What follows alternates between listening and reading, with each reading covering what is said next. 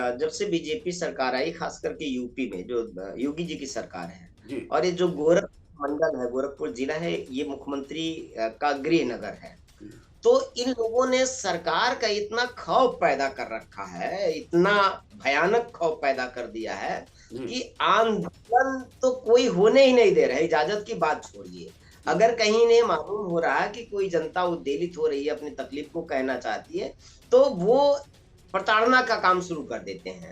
अभिमान देखिए, वो घमंड देखिए कि 10 कदम पर बैठा कमिश्नर, हजारों की संख्या में जनता उसके दरवाजे पर खड़ी है, और वो कमिश्नर ज्ञापन लेने जनता के बीच में आने के लिए नहीं तैयार थे। ये हठवादिता थी उनकी।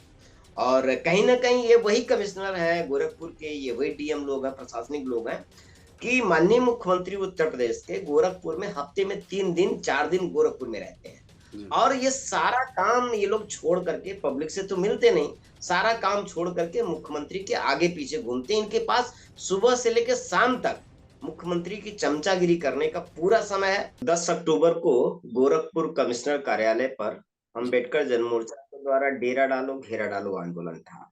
हुँ, ये जो हमारा आंदोलन था, इस आंदोलन में जो हमारी मुख्य मांग है, जी, वो है दलित, पिछड़े, गरीब जो भूमिहीन लोग हैं, हुँ, उन हर परिवार को 1-1 एकड़ ज़मीन दिया जाए। इसी मुद्दे पर हम लोग डेरा डालो, घेरा डालो आंदोलन गोरखपुर कमिश्नर कार्यालय पर हमने किया था। जी, और बाकायदे 3 महीने पहले हमने गोरखपुर प्रशासन को इसकी सूचना भी दिया था, रिटेन सूचना दिया हुँ, था। अब हम लोग ये जो आंदोलन कर रहे हैं, ये पहला आंदोलन नहीं था। इसके पहले भी हमने 2 चरण का आंदोलन किया था। ये तीसरे चरण का, ज़मीन के मुद्दे पे, ज़मीन के सवाल पे तीसरे चरण का आंदोलन था। जी, पहला चरण हमने 17 दिसंबर, दूसरा 17 मार्च और तीसरा हमारा 10 अक्टूबर को ये आंदोलन था। हुँ, आंदोलन में बड़ी संख्या में लोग, हज़ारों की संख्या में थे। और सर, आप तो मौके पर थे, जी, आपने देखा भी वहाँ पे। हुँ, और आंदोलन बिल्कुल सुचारू ढंग से, संवैधानिक तरीके से, लोकतांत्रिक तरीके से, जो जनता को राइट मिला है अपना, अपनी बात कहने का, अपनी माँग रखने का, उस अधिकार के तहत पूरा संवैधानिक तरीके से हम अपनी बात कर रहे थे। आंदोलन सवेरे 10 बजे से शुरू हुआ और रात 10 बजे तक चला। जी, और सवेरे 10 बजे का शुरू हुआ आंदोलन, जो गोरखपुर कमिश्नर कार्यालय के परिसर में हो रहा था। 10 कदम पे हुँ, कमिश्नर बैठते हैं। जी, और हम लोग लगातार आंदोलन कर रहे थे, लगातार बात कर रहे थे। और उस कमिश्नर कैंपस में हमारा आंदोलन था, लेकिन गोरखपुर के कमिश्नर को इतना समय नहीं मिला, इतना टाइम नहीं मिला। टाइम मिलना ना मिलना अलग एक मुद्दा है सर, लेकिन अभिमान देखिए, वो घमंड देखिए कि 10 कदम पर बैठा कमिश्नर, हजारों की संख्या में जनता उसके दरवाजे पर खड़ी है, और वो कमिश्नर ज्ञापन लेने जनता के बीच में आने के लिए नहीं तैयार थे। ये जी, हठवादिता थी उनकी। और कहीं न कहीं ये वही कमिश्नर हैं गोरखपुर के, ये वही डीएम लोग हैं, प्रशासनिक लोग हैं कि माननीय मुख्यमंत्री उत्तर प्रदेश के गोरखपुर में हफ्ते में 3 दिन, 4 दिन गोरखपुर में रहते हैं।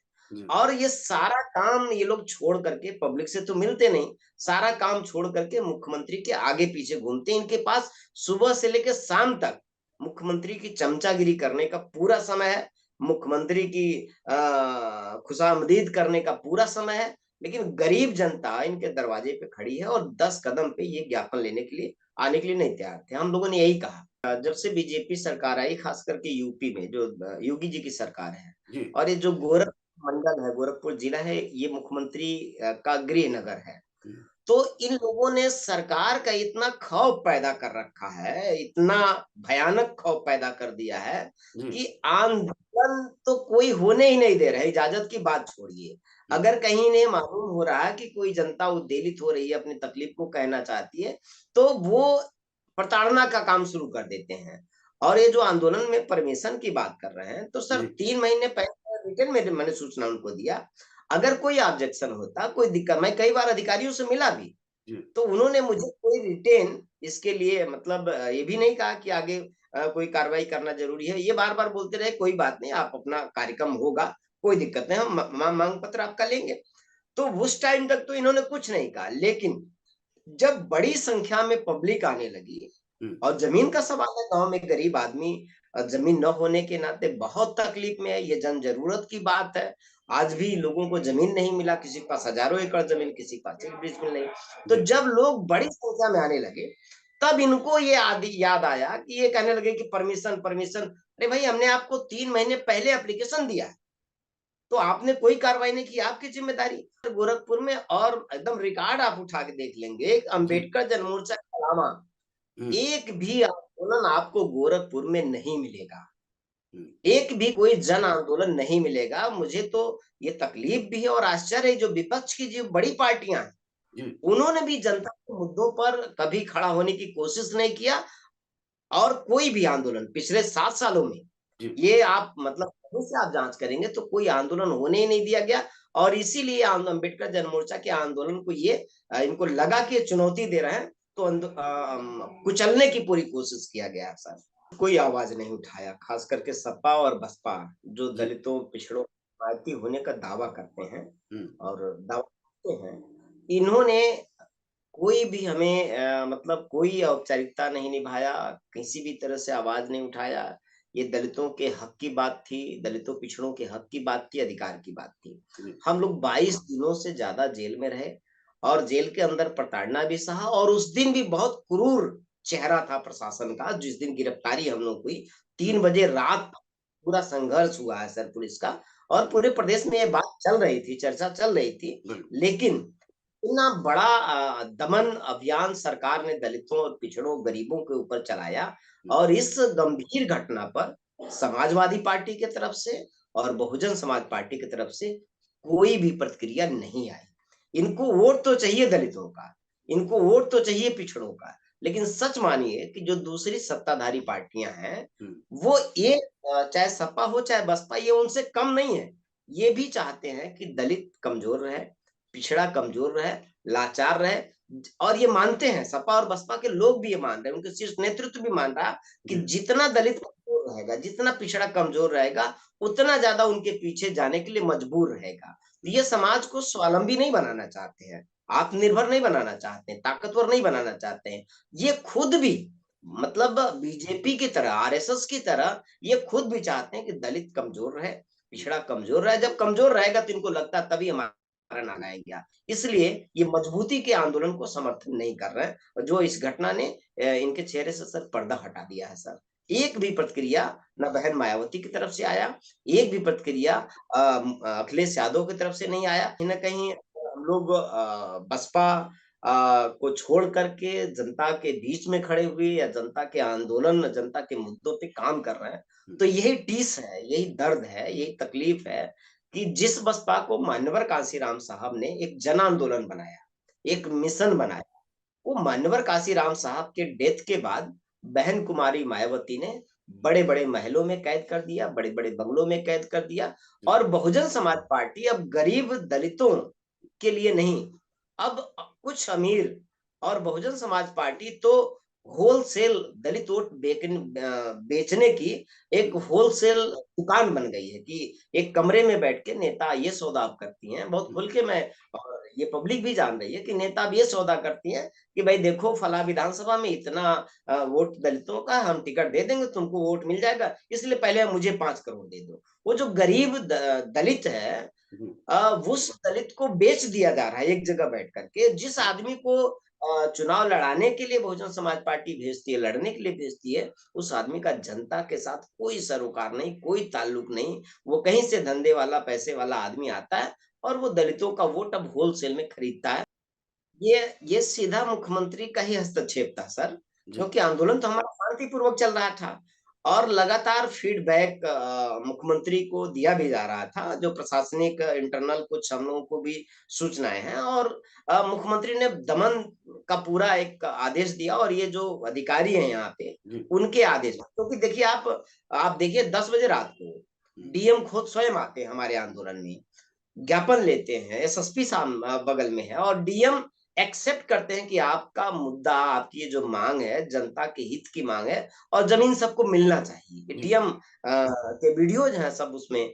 तो सारी बातें हो गई, मांग पत्र दिया, समझौता हो गया। समझौता मीन्स मतलब ये हो गया कि आपने हमारा मांग पत्र लिया, हुँ, 5 लोगों डीएम ने कहा 5 लोगों की टीम कमेटी आप दे देंगे, 5 हमारे प्रशासन की तरफ से रहेंगे और आगे हम लोग इस पे प्लान करेंगे और शासन में बात रखेंगे कि कैसे ज़मीन दी जाए। जी, तो अब क्या है कि 10 बजे के बाद जब उन्होंने ज्ञापन दिया तो फिर इंटरनल इन लोगों को जिस तरह से मुख्यमंत्री जी का निर्देश था कि भीड़ को पहले हटा दो। मांग पत्र लिया सामने, पब्लिक को कम करके फिर इन लोगों को दमन करना है, गिरफ्तारी करना है। हुँ, लेकिन ये बात तो हमें थोड़ी देर बाद समझ में आ गई क्योंकि हमारे एक-एक नेता, एक-एक जो अगुआ हमारे लीडर्स थे, उनके पीछे पुलिस लगा दी गई। जी, एक-एक थाना का पूरी कंप्लीट एक-एक लीडर के पीछे लगा दिया गया। जैसे हमारे लीडर कैंपस से बाहर निकलते थे, पुलिस उनको घेर लेती थी। इस आंदोलन में सर डर को जगह नहीं है और जी, जितना सरकार ने दमन किया है ना, हुँ, इससे भी अब बहुत ज़्यादा संख्या में और जो आंदोलन में लोग शामिल थे, ये जी, किराए के लोग नहीं, वो उनकी ज़रूरत वो लोग लगातार मुझे फ़ोन आ रहा है, जी, लगातार फ़ोन आ रहा है, वो लोग ये बोल रहे हैं कि भैया आप कब आना है आप बताओ?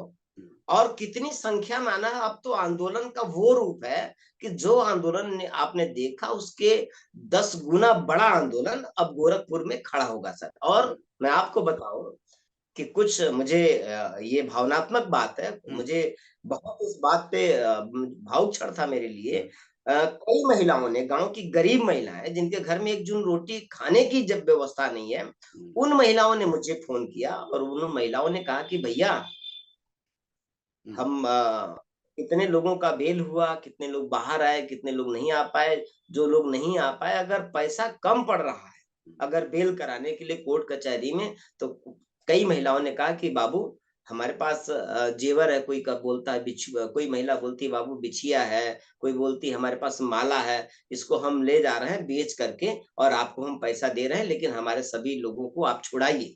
जी, और जब आप कहिए हम लोग आने के लिए तैयार हैं और आप एक बार बस आवाज़ लगा दीजिए, हम लोग उससे भी बड़ी संख्या में आएँगे। ये आंदोलन से जुड़े हुए गरीब लोगों की आवाज़ है, जो अपना जेवर, अपना बिक्खो गाँव में कहते हैं महिलाएँ, किसी भी सूरत में अपना जेवर नहीं बेचना चाहती हैं, अपने गहने नहीं बेचना चाहती हैं, वो महिलाएँ इस आंदोलन को खड़ा करने के लिए, वो भी कुर्बानी देने के लिए तैयार हैं। सर, सबसे बड़ा अधिकारी कमिश्नर ही होता है। जी, और सरकार लखनऊ में बैठती है लेकिन मुख्यमंत्री गोरखपुर के हैं और जी, हफ्ते में 4 दिन यहाँ रहते हैं, मतलब पूरी सरकार यहाँ रहती है। हुँ, तो हमारी बात प्रशासन के माध्यम से ही सरकार तक पहुँचनी है। जी, तो यहाँ ऑलरेडी कमिश्नर है, तो हुँ, हम कमिश्नर पे दबाव बनाते हैं कि भई आप हमारी बात सरकार तक पहुँचाइए हुँ, और जब मुख्यमंत्री ऑलरेडी यहीं पर रहते हैं, जी, मुख्यमंत्री तो रोज़ आते हैं ना सर, हुँ, तो इसलिए ये आंदोलन हम गोरखपुर से खड़ा करते हैं। वैसे भी अम्बेडकर जन मोर्चा का जो कार्य क्षेत्र, आधार क्षेत्र है,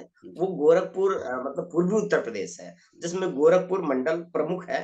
तो हुँ, हमारा आंदोलन यहाँ से खड़ा हुआ, पूरे देश में, पूरे प्रदेश में फैल चुका है हुँ, और हर जगहों पे अम्बेडकर जन मोर्चा का पूरा संगठन है। तो आंदोलन हुँ, को हम यहीं से जीत जाएँगे, हमें क्योंकि जनता बड़ी होती है सर। सरकार जब डरती है, तो जी, आंदोलन को बताती है।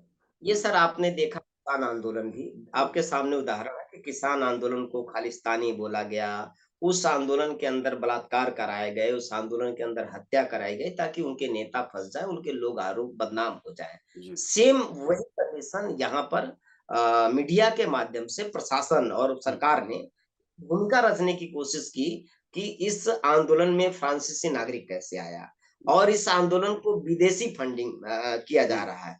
इस इसको प्रूव करने के लिए प्रशासन ने सरकार ने बहुत कुचक्र भी रचा, बहुत साजिश भी की, हमारे साथियों को अलग-अलग टॉर्चर करके यह कहलवाने की भी कोशिश की गई कि आप बताइए यहाँ तक कि यहाँ के पुलिस प्रशासन के लोगों ने हमारे एक आध साथियों से मतलब रिक्वेस्टली कहा कि मेरा एक फ़ेवर कर दीजिए, बस ये बता दीजिए कि फ्रांस से पैसा आया।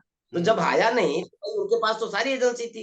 एटीएस लगाया, आईबी लगाया, एलआईयू लगाया और जिला प्रशासन एसपी क्राइम ने हमसे पूछताछ किया, हुँ, एसएसपी पूरा प्रशासन ऐसे हम लोगों से पूछताछ किया जा रहा था जैसे हम कोई क्रिमिनल्स हैं, इस तरह से कोशिश किया गया।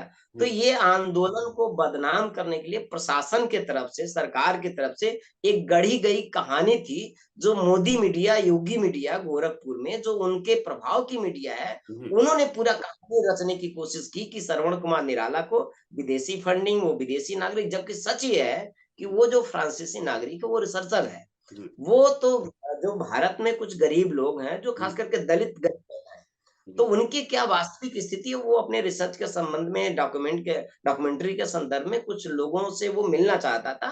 तो हुँ, ऐसे सोशल मीडिया से जुड़ के कहीं से वो हम लोगों के पास आया, तो गाँव में और आंदोलन की जानकारी हो गई, तो उसके मन में उत्साह था कि हम हुँ, भी वहाँ लोग आएँगे, उनका इंटरव्यू ले लेंगे और रियल स्थिति हम जानने की कोशिश करें। बस उसका इतना सा रोल था। अगर हम लोगों के साथ ऐसा कोई रोल होता फंडिंग का और सब, तो उनके पास सारी एजेंसी है। यहाँ तक हमारे खाते, मेरा बैंक अकाउंट वगैरह सब जी, सीज कर दिया गया हुँ, और अकाउंट अच्छा, में तो कोई पैसा नहीं, जनता के हुँ, सहयोग से आंदोलन चलाते हैं। ₹10 हमारा सदस्यता शुल्क, उसके दम पे हम लोग जन सहयोग लेके आंदोलन चलाते हैं। तो कोशिश तो सर कहानी बहुत रचने की कोशिश की गई, लेकिन जब है नहीं, तो जी, करेंगे क्या? किसान आंदोलन को बदनाम नहीं कर पाए, सरकार को झुकनी पड़ी।